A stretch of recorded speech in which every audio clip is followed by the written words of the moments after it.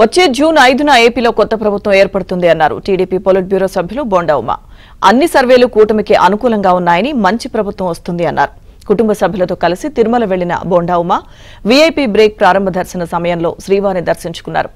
దర్శనానంతరం మాట్లాడిన ఉమ స్వామివారి ఆశీస్సులతో రాష్ట్రంలో ధర్మబద్దమైన ప్రభుత్వం వస్తుందని ఆశాభావం వ్యక్తం చేశారు.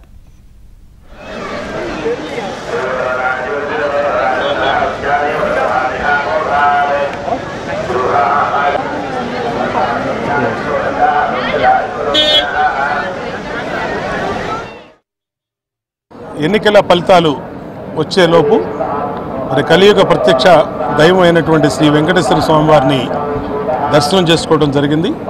ఆయన ఆశీస్సులతో రేపు 4వ తారీఖు నాడు ప్రజాప్రభుత్వం ఈ రాష్ట్రంలో ఏర్పడబోతూ ఉంది. దాంట్లో ఎటువంటి సందేహం లేదు. అన్ని సర్వేలు కూడా ఇవాళ మొత్తం ఎన్డీఏ కూటమికి, అలాగే తెలుగుదేశం, అలాగే మిగిలినటువంటి కూటములకి అనుకూలంగా చూపిస్తున్నటువంటి తరుణంలో ఆ వెంకటేశ్వర స్వామి ఆశీస్సులతో కొత్త ప్రభుత్వం ఏర్పడబోతూ ఉంది.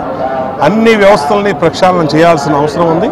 అన్ని వ్యవస్థలని కూడా మళ్ళీ గాడిలో పెట్టవలసిన అవసరం ఉంది. ఈ రాష్ట్రంలో మళ్ళీ ప్రజలకి మెరుగైన పరిపాలన వెంకటేశ్వర స్వామి ఆశీస్సులు చేయవలసిన అవసరం ఉంది. ఇవాళ ఉన్నటువంటి గత 5 సంవత్సరాల ప్రభుత్వాలు స్వామివారి మీద భక్తి లేకుండా రాజకీయంగా వెంకటేశ్వర స్వామివారి, తిరుమల తిరుపతి దేవస్థానాన్ని, టీటీడీని వాడుకున్నారు పాలకులు.